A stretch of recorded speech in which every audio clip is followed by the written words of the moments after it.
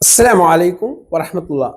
സ്വർഗത്തെക്കുറിച്ചുള്ള സന്തോഷ വാർത്തയും നരകത്തെ സംബന്ധിച്ചുള്ള മുന്നറിയിപ്പും നൽകിക്കൊണ്ടാണ് പ്രവാചകൻ സല്ലല്ലാഹു അലൈഹി വസല്ലം നമ്മെ വിട്ടേച്ചു പോയത്.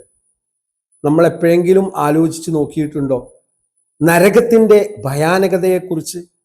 വിശുദ്ധ ഖുർആനിൽ ഒരായത്ത് ഇപ്രകാരമുണ്ട്: യൗമ തഖൂലു ലി ജഹന്നം ഹലിം തലഅത് വതഖൂലു വഹൽ മിൻ മസീദ്. അതായത് നരകം ആളുകളെ സ്വീകരിച്ചിട്ട് മതിയാവാതെ ഇരിക്കുന്ന, പ്രകമ്പനം കൊള്ളുന്ന, ഭയാനകത സൃഷ്ടിക്കുന്ന ഒരു രൂപം നരകത്തിനുണ്ട് എന്നുള്ള പരാമർശം വിശുദ്ധ ഖുർആനിലുണ്ട്.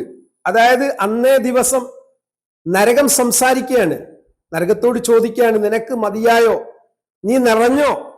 മനുഷ്യർ, പാപികളായിട്ടുള്ള മനുഷ്യരെ കൊണ്ട് നിറക്കപ്പെട്ടതാണ് നരകം. അത് മനുഷ്യരിൽപ്പെട്ട ആളുകളുണ്ട്, ജിന്നുകളിൽപ്പെട്ട ആളുകളുണ്ട്. ഇവരെ കൊണ്ട് നിറക്കപ്പെട്ട നരകത്തോട് ചോദിക്കപ്പെടുകയാണ്, നിനക്ക് മതിയായോ? അപ്പൊ നരകൻ മറുപടി പറയുന്നുണ്ട്, ഇനിയും കൂടുതൽ ആളുകളുണ്ടോ? നരകം ഒരുക്കപ്പെട്ടിരിക്കുന്നത് അവിശ്വാസികൾക്ക് വേണ്ടിയിട്ടാണ്, ധിക്കാരികൾക്ക് വേണ്ടിയിട്ടാണ്. ദൈവികമായിട്ടുള്ള അനുഗ്രഹങ്ങൾ ധാരാളമായി നമ്മൾ ആസ്വദിച്ചു കൊണ്ടിരിക്കുന്നു. ഓരോ സെക്കൻഡിലും നമ്മൾ ആസ്വദിക്കുന്നത് അള്ളാഹുവിന്റെ അനുഗ്രഹങ്ങൾ മാത്രമാണ്. നമ്മുടെ ശ്വാസം മുകളിലോട്ട് പോയാൽ താഴോട്ട് വരണമെങ്കിൽ അള്ളാഹുവിന്റെ അനുവാദം കിട്ടിയേ പറ്റൂ. ജൈവികമായിട്ടുള്ള ഒരുപാട് അത്ഭുതങ്ങൾ നമ്മുടെ സ്വന്തം ശരീരത്തിൽ അള്ളാഹു നിശ്ചയിച്ചിട്ടുണ്ട്.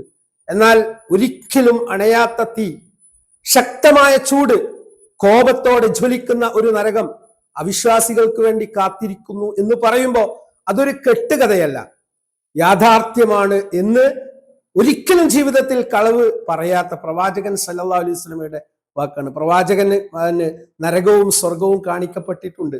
ഇസ്രാ മിഅ്റാജ് യാത്രയിൽ പ്രവാചകൻ സല്ലല്ലാഹു അലൈഹി വസല്ലമക്ക് നരകം കാണിക്കപ്പെട്ടിട്ടുണ്ട്, സ്വർഗം കാണിക്കപ്പെട്ടിട്ടുണ്ട്. അതുകൊണ്ട് ആ പ്രവാചകന്റെ വാക്ക് വിശ്വസിക്കുന്നവരാണ് ഓരോ വിശ്വാസിയും.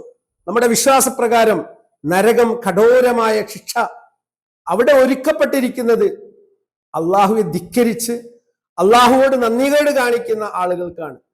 ഭയപ്പെടുത്തുന്ന ജീവികൾ ആ നരകത്തിലുണ്ട്. അസഹനീയമായ ദുർഗന്ധം വമിക്കുന്ന ഒരവസ്ഥ നരകത്തിലുണ്ട്. ദാരുണമായ നിലവിളികൾ, യാതനകൾ, ശിക്ഷ അനുഭവിക്കുന്ന ആളുകളുടെ ഉച്ചത്തിലുള്ള അട്ടഹാസങ്ങൾ ആ നരകത്തിലുണ്ട്.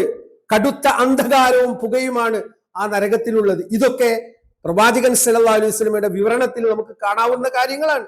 അതുകൊണ്ട് അങ്ങനെയുള്ള ആ ഒരു നരകത്തെ സൂക്ഷിക്കാൻ വേണ്ടി നമുക്ക് സാധിക്കുക എന്നുള്ളതാണ് ജീവിതത്തിലെ ഏറ്റവും വലിയ ഭാഗ്യം.